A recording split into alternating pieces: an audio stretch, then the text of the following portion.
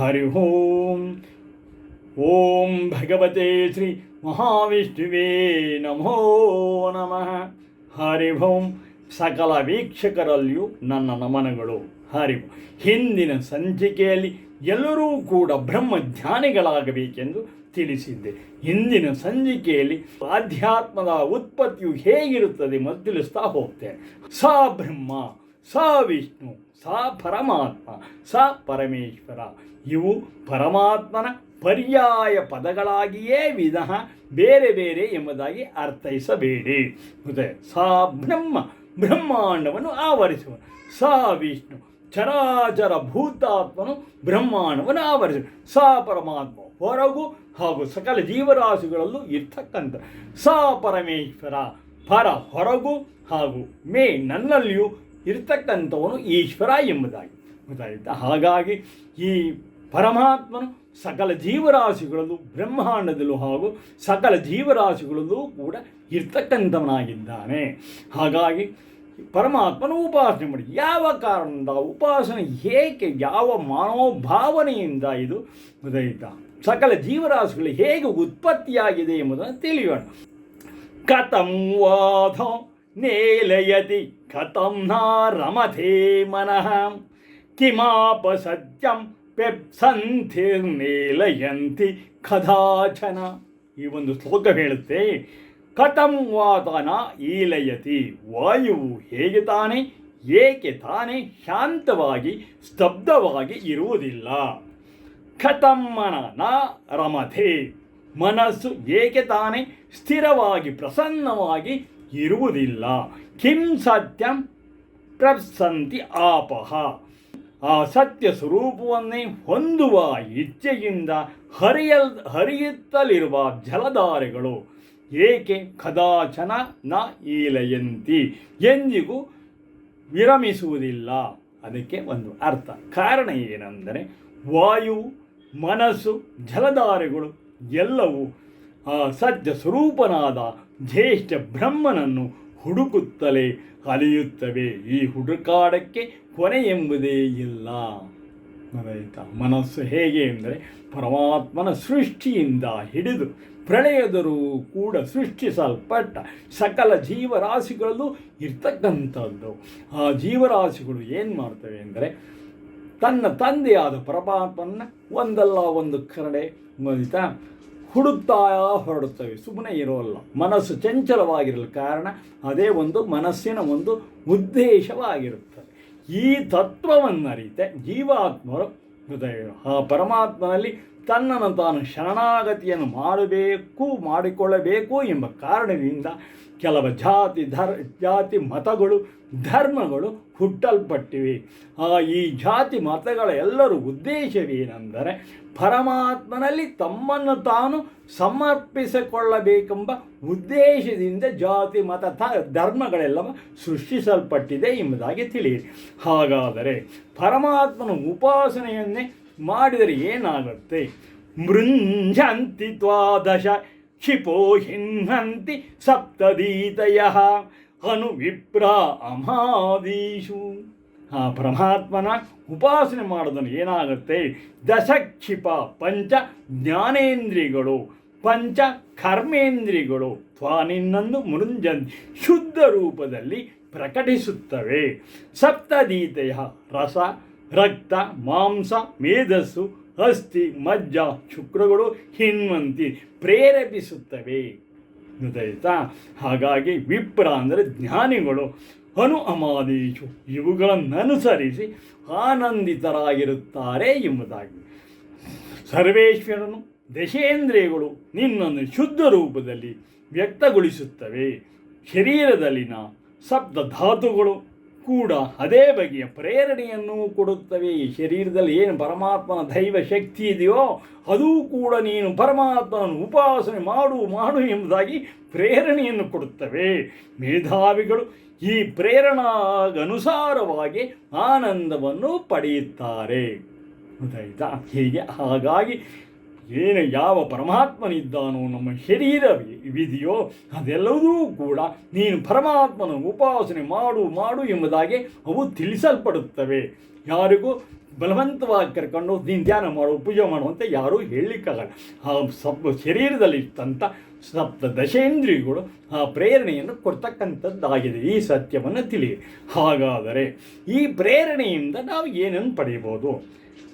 ಅಜಮನಜ್ಞೀ ಪಾಯಸ ಘೃತೇನ ದಿವ್ಯಂ ಸುಪರ್ಣ ಪಾಯಸಂ ಬೃಹಂತಂ ತೇನ ಘೇಷ್ಮ ಸುಕೃತಸ್ಯ ಲೋಕಂ ಸ್ವಸಾರೋಹಂತು ಅಭಿನಾಕಮುತ್ತಮಂ.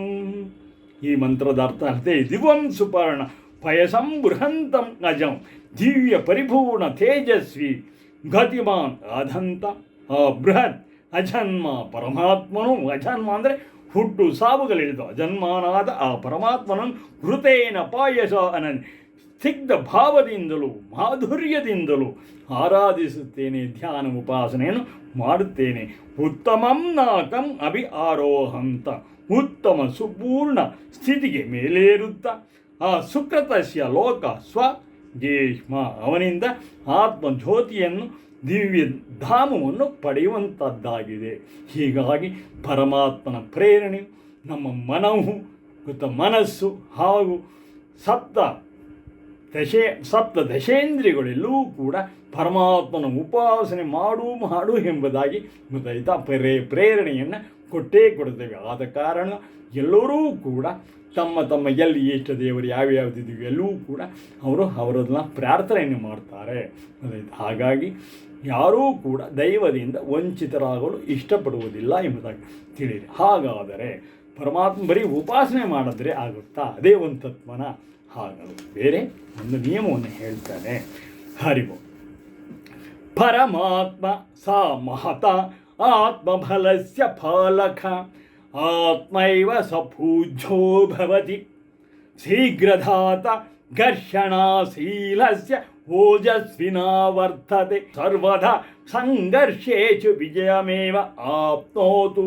ಪರಮಾತ್ಮನ ಹೇಗೆ ಅಂದರೆ ಅತ್ಯಂತ ಶ್ರೇಷ್ಠವಾದ ಆತ್ಮಬಲಸ್ಯ ಪಾಲಕನಾಗಿದ್ದಾನೆ. ಸಕಲ ಜೀವರಾಶಿಗಳಿಗೂ ಆತ್ಮಬಲವನ್ನು ಕೊಡುವನಾಗಿದ್ದಾನೆ. ಆತ್ಮೈವ ಸಾ ಪೂಜ್ಯೋ ಭವತಿ, ಅವನಿಗೆ ಪರಮಾತ್ಮ ಆತ್ಮನಲ್ಲಿ ಪೂಜ್ಯೋ ಭವತಿ. ನಾವು ಆರಾಧನೆ ಧ್ಯಾನವನ್ನು ಮಾಡ್ತೇವೆ. ಶೀಘ್ರದಾತ ಶೀಘ್ರದಾತನಾಗಿ ಘರ್ಷಣ, ಯಾರು ಹೊಡೆದ್ರೆ ಏನು ಮಾಡಿ ತಕ್ಷಣ ಆವಾಗಲೇ ನಾವು ನಮ್ಮ ಒಂದು ಪ್ರತಿಕ್ರಿಯೆಯನ್ನು ವ್ಯಕ್ತಪಡಿಸಿ. ಶೀಲಸ್ಯ ಓಜಸ್ವಿನ ವರ್ತನೆ, ಓಜಸ್ವಿ ಅಂದರೆ ಅವನು ತನ್ನ ಬಲಾಬಲದಿಂದ ವರ್ತದೆ, ಅವನು ಇದಾಗ್ತಾನೆ, ಏನು ಪ್ರಚೋದನೆಯನ್ನು ಅದರಲ್ಲಿ ಕೊಡ್ತಾನೆ. ಸರ್ವದಾ ಸಂಘರ್ಷೇಷ ವಿಜಯಮೇವ ಆಪ್ನೋತು. ಸರ್ವದಾ ಹೇಗೆ ಅಂದರೆ ಮಾನವ ಹುಟ್ಟಿದ್ದೀವಿ, ಆದರೆ ಯಾವಾಗಲೂ ಕೂಡ ಸರ್ವದಾ ಸಂಘರ್ಷೇಷು, ಆಂತರಿಕವಾಗಲಿ ಬಾಹ್ಯಿಕವಾಗಲಿ ನಾವು ಸಂಘರ್ಷವನ್ನು ಮಾಡದೆ, ಆಂತರಿಕವಾಗಿ ರೋಗ ರುಜಿನಗಳೆಲ್ಲವೂ ಬರ್ತವೆ, ಬಾಹ್ಯಿಕವಾಗಿ ಗೊತ್ತಾಯ್ತಾ ಬೇರೆ ಅವರ ಜೊತೆಯೆಲ್ಲ ಹೊಡೆದಾಡಬೇಕಾಗಿ ಬರುತ್ತೆ. ಆವಾಗ ಸಂಘರ್ಷ ಹೋರಾಡದಲ್ಲೇ ವಿಜಯಮೇವ ಆಪ್ನೋತು. ವಿಜಯವೂ ನೀವು ಸಂಘರ್ಷಣ ಮಾಡಿಯೇ ನೀವು ವಿಜಯವನ್ನು ಆಪ್ನೋತು ಪ್ರಾಪ್ತಿ ಮಾಡಿಕೊಳ್ಳಬೇಕು. ಗೊತ್ತಾಯ್ತಾ? ಈ ಸಂಘರ್ಷವು ಬರೀ ಮಾನವರಲ್ಲಿ ಇದೆ ಎಂಬುದಾಗಲ್ಲ, ಒಂದು ಚಿಕ್ಕ ಇರುವೆಯಿಂದ ಹಿಡಿದು ಬೃಹತ್ತಾದ ಆನೆಯವರೆಗೂ ಕೂಡ ಎಲ್ಲ ಸಕಲ ಜೀವರಾಶಿಗಳು ಈ ಒಂದಕ್ಕೊಂದು ಸಂಘರ್ಷವು ಇದ್ದೇ ಇರುತ್ತದೆ ಎಂಬುದಾಗಿ ತಿಳಿಯಿರಿ. ಗೊತ್ತಾಯ್ತಾ? ಹಾಗಾದರೆ ಈ ಸಂಘರ್ಷದಲ್ಲಿ ಮಾನವನು ಆತ್ಮಬಲವನ್ನು ಪಡೆದು ಆತ್ಮೈವ ಸಹ ಪೂಜ್ಯೋ ಭವತಿ, ಆತ್ಮಬಲವನ್ನು ಪಡೆಯುವುದಾದರೂ ಹೇಗೆ? ಗೊತ್ತಾಯ್ತಾ? ಆ ಆತ್ಮಬಲವಿದ್ದರೆ ಯಾರನ್ನು ಬೇಕಾದರೂ ನಾವು ಎದುರಿಸಬಹುದಾಗಿದೆ. ಹಾಗಾಗಿ ಶರೀರಂ ಮಾಧ್ಯಂ ಖಲು ಧರ್ಮ ಸಾಧನಂ. ನೀವು ಯಾವುದನ್ನು ಏನೇ ಮಾಡಬೇಕಂದ್ರೂ ಶರೀರವು ಮುಖ್ಯವಾಗಿರುತ್ತದೆ. ಸಕಲ ಧರ್ಮ ಕರ್ಮ ಮತ್ತು ಪುರುಷಾರ್ಥಗಳನ್ನು ಮಾಡಲು ಶರೀರವೇ ಅತ್ಯುತ್ತಮ ಸಾಧನವಾಗಿದೆ. ಇದೆಲ್ಲದಕ್ಕೂ ಕೂಡ ಶರೀರವೇ ಉತ್ತಮ ಸಾಧನವಾಗಿದೆ. ಧರ್ಮ ಅರ್ಥ ಕಾಮ ಮತ್ತು ಮೋಕ್ಷ ಎಂಬ ಈ 4 ಪುರುಷಾರ್ಥಗಳನ್ನು ಆರೋಗ್ಯವಂತನಾದ ಶರೀರವುಳ್ಳ ಮಾನವನು ಮಾತ್ರ ಮಾಡಲು ಸಾಧ್ಯ. ಆರೋಗ್ಯ ಇಲ್ಲದಿದ್ದರೆ ಅವನೇನು ಮಾಡೋಕ್ಕೆ ಸಾಧ್ಯ ಆಗಲ್ಲ. ಗೊತ್ತಾಯ್ತು? ಅವನು ಹುಷಾರಿಲ್ಲ ಅಂದರೆ ಅವ್ನಿಗೆ ಏನು ಮಾಡೋಕ್ಕಾಗುತ್ತೆ? ಸಾಧ್ಯ. ಆದ್ದರಿಂದ ಮಾನವನು ಮೊದಲು ಪ್ರಾಣಾಯಾಮ, ಇದನ್ನು ತಿಳ್ಕೊಳ್ಳಿ, ಪ್ರಾಣಾಯಾಮ ಆಸನಾದಿಗಳನ್ನು ಮೂಲಕ ತನ್ನ ಶರೀರವನ್ನು ರಕ್ಷಿಸಿಕೊಂಡು ಸದೃಢವಾಗಿ ಮಾಡಿಕೊಳ್ಳಬೇಕು. ನಯಮಾತ್ಮ ಬಲಹೀನೇನ ಲಭ್ಯ. ನಿರ್ಬಲನಾದವನಿಗೆ ಎಂದೆಂದಿಗೂ ಆತ್ಮಶಕ್ತಿ ಪ್ರಾಪ್ತವಾಗುವುದಿಲ್ಲ. ಶರೀರ ಯಾವಾಗ ಗಟ್ಟಿಮುಟ್ಟಾಗಿರುತ್ತೋ ಆವಾಗ ಪ್ರಾಣಾಯಾಮ ಮತ್ತು ಅದು ಯೋಗಾದಿಗಳನ್ನು ಮಾಡಿಕೊಂಡು ಶರೀರವನ್ನು ಒಂದು ಚೆನ್ನಾಗಿ ಇಟ್ಕೊಳ್ಬೇಕು. ಶರೀರವು ಅಂದರೆ ಕ್ಷೀಣಿಸಿದಾಗ ಆತ್ಮಬಲ ಅವನಿಗೆ ಹೋರಾಡಬೇಕೇ ಆಗಲಿ, ದುಡಿಬೇಕೇ ಆಗಲಿ, ಯಾವುದೇ ಒಂದು ಬಲವೂ ಕೂಡ ಅವನಿಗೆ ಪ್ರಾಪ್ತವಾಗುವುದಿಲ್ಲ ಎಂಬುದಾಗಿ ತಿಳಿಯಿರಿ. ಹಾಗಾದರೆ ಈ ಪ್ರಾಣಾಯಾಮವು ಹೇಗೆ ಇದು? ಪ್ರಾಣಾಯಾಮವು ಸಕಲ ಮಾನವರಲ್ಲಿ ಅತ್ಯಂತ ಶ್ರೇಷ್ಠವಾದ, ಸಕಲವನ್ನು ಪಡೆಯಬಹುದಾದಂಥ ಗೊತ್ತಾಯಿತಾ ಮಹಾ ವಿದ್ಯೆಯಾಗಿದೆ. ವೇದಗಳಲ್ಲಿ 64 ವಿದ್ಯೆಗಳಲ್ಲಿ ಸರ್ವಶ್ರೇಷ್ಠವಾದುದು ಬ್ರಹ್ಮ ವಿದ್ಯೆ ಹೇಗೋ ಹಾಗೆ ಅಷ್ಟಾಂಗ ಯೋಗ ವಿದ್ಯೆಯಲ್ಲಿ ಪ್ರಾಣಾಯಾಮವು ಅತ್ಯಂತ ಶ್ರೇಷ್ಠವಾಗಿದೆ ಎಂಬುದನ್ನು ತಿಳಿಯಿರಿ. ಹಾಗಾದರೆ ಹೇಗೆ ಆ ಪ್ರಾಣಾಯಾಮದಿಂದ ಏನನ್ನು ಪಡೆಯಬಹುದು? ಮಿತ್ರಂ ವಯಂ ಹವಾಮಹೆ ವರುಣಂ ಸೋಮಪೀತಯೇ ಜಜ್ಜಾನಂ ಪೂತ ದಕ್ಷಸ. ಹಾಗಂದರೆ ಪುರುಷಾರ್ಥಿಗಳು ಯಾರು ಜೀವಾತ್ಮರಿದ್ದಾರೋ ಪುರುಷಾರ್ಥಿಗಳಾದ ಯೋಗ ಸಾಧನೆಯನ್ನು ಮಾಡುವ ನಾವೆಲ್ಲರೂ ಸೋಮಪೀತೆಯೇ ಸಂಪೂರ್ಣ ಆರೋಗ್ಯ ಮತ್ತು ದೀರ್ಘಾಯುಸ್ಸನ್ನು ಪ್ರಾಪ್ತಿ ಮಾಡಿಕೊಂಡು ತನ್ಮೂಲಕ ಸುಖ ಮತ್ತು ಆನಂದವನ್ನು ಪ್ರಾಪ್ತಿ ಮಾಡಿಕೊಳ್ಳುವುದಕ್ಕೋಸ್ಕರ ಭೂತದಕ್ಷಸ ಯಾವುದರ ಮೂಲಕ ಪವಿತ್ರವಾದ ಶರೀರ ಮತ್ತು ಆತ್ಮಬಲವು ಪ್ರಾಪ್ತವಾಗುತ್ತದೆಯೋ, ಪ್ರಾಣಾಯಾಮ ಮಾಡುವವರೇನೇ ಆತ್ಮಬಲವು ಪ್ರಾಪ್ತವಾಗುತ್ತದೆಯೋ ಹಾಗೂ ಯಜ್ಞಾನ ಯಾವುದರ ಮೂಲಕ ಶೇಷವಾದ ಜ್ಞಾನ ಅಂದರೆ ನಮಗೆ ಜ್ಞಾನವು ಅಥವಾ ಮೇಧಾ ಅಂದರೆ ಜ್ಞಾನ ಅತ್ಯಂತ ತಿಳಿವಳಿ, ಮೇಧಾಬುದ್ಧಿಗೆ ಅತ್ಯಂತ ಜ್ಞಾನಕ್ಕೆ ಮೇಧಾಬುದ್ಧಿ ಅಂತ ಹೇಳ್ತಾರೆ, ಪ್ರಾಪ್ತವಾಗುತ್ತದೆಯೋ ಅಂತಹ ಮಿತ್ರವರುಣೋ ಮಿತ್ರ ಬಾಹ್ಯಾಭ್ಯಾಂತರ ಸ್ಥ ಪ್ರಾಣವಾಯುವನ್ನು ಮತ್ತು ಉದಾನ ವರುಣ ಪ್ರಾಣಶಕ್ತಿಯನ್ನು ಊರ್ಧ್ವವಾಗಿ ಕೊಂಡೊಯ್ಯುವ ಉದಾನ ವಾಯುವನ್ನು ಹವಾಮಹೆ ಉತ್ತಮ ರೀತಿಯಲ್ಲಿ ಪ್ರಾಪ್ತ ಮಾಡಿಕೊಂಡು ಧಾರಣೆ ಮಾಡಿಕೊಳ್ಳಬೇಕು. ಪ್ರಾಣಾಯಾಮವು ಅದು ಒಂದು ದಿವ್ಯ ಶಕ್ತಿಯಾಗಿದೆ ಗೊತ್ತಾಯ್ತಾ. ಅದನ್ನು ಪ್ರಾಪ್ತಿ ಮಾಡಿಕೊಳ್ಳೋದು, ಅದನ್ನು ಯಾರು ಚೆನ್ನಾಗಿ ತಿಳಿದಿದ್ದರೋ ಅವರಲ್ಲಿ ಹೋಗಿ ಅದನ್ನು ಅಭ್ಯಾಸವನ್ನು ಮಾಡಿಕೊಳ್ಳೇಬೇಕು. ಇದು ಶ್ರೇಷ್ಠವಾದ ಒಂದು ವಿದ್ಯೆಯಾಗಿದೆ. ತದನಂತರ ಹೇಳ್ತೀವಿ. ಹಾಗಾದರೆ ಪ್ರಾಣಾಯಾಮದ ಮೂಲಕ ಸಂಪೂರ್ಣ ಆರೋಗ್ಯ, ದೀರ್ಘವಾದ ಆಯಸ್ಸು, ಉತ್ತಮವಾದ ಶಾರೀರಿಕ ಬಲ ಹಾಗೂ ಪವಿತ್ರವಾದ ಆತ್ಮಿಕ ಬಲವು ಪ್ರಾಪ್ತವಾಗುತ್ತದೆ ಎಂಬುದು ತಿಳಿಯಪಡಿಸಲಾಗಿದೆ. ಪ್ರಾಣಾಯಾಮ ಹೇಗೆಂದರೆ ಇಷ್ಟೆಲ್ಲವನ್ನೂ ಕೂಡ ಪ್ರಾಪ್ತ ಮಾಡುವುದಾಗಿದೆ. ಪುರುಷಾರ್ಥಿಗಳು ಯೋಗ ಸಾಧನೆಯ ಮಾಡುವ ನಾವೆಲ್ಲರೂ ಸಂಪೂರ್ಣ ಆರೋಗ್ಯ, ಸುದೀರ್ಘ ಆಯಸ್ಸು, ಉತ್ತಮವಾದ ಮತ್ತು ಶಾರೀರಿಕ ಹಾಗೂ ಆತ್ಮಿಕ ಬಲ, ಮೇಧಾಬುದ್ಧಿ ಇವುಗಳ ಪ್ರಾಪ್ತಿಗಾಗಿ ಬಾಹ್ಯಾಭ್ಯಾಂತರ ಪ್ರಾಣವಾಯುವನ್ನು, ಅದು ಪ್ರಾಣಾಯಾಮದಲ್ಲ ಬರುತ್ತೆ. ಬಾಹ್ಯಾಭ್ಯಾಂತರ ಅಂದರೆ ಸ್ವಲ್ಪ ಹೊತ್ತು ಉಸಿರು ತಗೊಳ್ದಲೆ ಗೊತ್ತಾಯ್ತು ಹೊರಗಡೆ ಇಟ್ಟು ಹಾಗೆ ಸ್ವಲ್ಪ ಹೊರತು ಇರ್ತಕ್ಕಂಥ ಬಾಹ್ಯಾಭ್ಯಂತರವಾಗಿದೆ. ಪ್ರಾಣಶಕ್ತಿಯು ಊರ್ಧ್ವಗಾಮಿಯಾಗಿ ಮಾಡುವ ಉದಾನವಾಯು ಉತ್ತಮವಾದ ರೀತಿಯಲ್ಲಿ ಪ್ರಾಪ್ತಿ ಮಾಡಿಕೊಂಡು ಧಾರಣೆ ಮಾಡಿಕೊಳ್ಳಬೇಕು ಗೊತ್ತಾಯ್ತಾ. ಇದನ್ನು ಹೇಗೆ ಅಂದರೆ ಅಭ್ಯಂತರ ಕುಂಭಕದಿಂದ ಆಯಸ್ಸು ವೃದ್ಧಿಸುತ್ತದೆ. ಅಭ್ಯಂತರ ಕುಂಭಕ ಅಂದರೆ ಈ ಪ್ರಾಣಾಯಾಮ ಮಗದು ಮುಂದಿನ ಇದರಲ್ಲಿ ಹೇಳ್ತೇನೆ. ಅಭ್ಯಂತರ ಕುಂಭಕ ನಮ್ಮ ಶರೀರದಲ್ಲೇ ಉಸಿರನ್ನು ಹೀಗೆ ಹೇಳೋದು ಅದನ್ನು ಕುಂಭಕವನ್ನು ಮಾಡ್ತಕ್ಕಂಥದ್ದು. ಅಭ್ಯಂತರ ಕುಂಭಕದಿಂದ ಆಯಸ್ಸು ವರ್ಧಿಸುತ್ತದೆ ಮತ್ತು ಶರೀರವು ಆರೋಗ್ಯವಾಗುತ್ತದೆ ಗೊತ್ತಾಯ್ತಾ. ಬಾಹ್ಯ ಕುಂಭಕದಿಂದ ಅಂದರೆ ಉಸಿರು ಬಿಟ್ಟಿರ್ತೀವಿ, ಉಸಿರು ಬಿಟ್ಟಾದ ಮೇಲೆ ಮತ್ತೆ ಉಸಿರನ್ನ ತಡೆ ಹಿಡಿಬೇಕು ಗೊತ್ತಾಯ್ತಾ.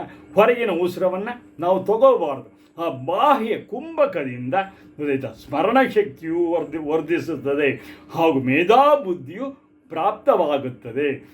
ಪ್ರಾಣಶಕ್ತಿಯನ್ನು ಉದಾನ ವಾಯುವಿನ ಮೂಲಕ ಊರ್ಧ್ವಗಾಮಿಯನ್ನಾಗಿ ಮಾಡಿದಾಗ ಪ್ರಾಣಾಯಾಮವನ್ನು ಊರ್ಧ್ವಗಾಮಿ ಅಂದರೆ ಹೀಗೆ ಮೇಲಕ್ಕೆ ಪ್ರಾಣವಾಯುವನ್ನು ಮೇಲಕ್ಕೆ ತಗೊಳ್ತಕ್ಕಂಥದ್ದು ಮಾಡಿದಾಗ ಆತ್ಮಿಕ ಬಲ ಪ್ರಾಪ್ತವಾಗುತ್ತೆ.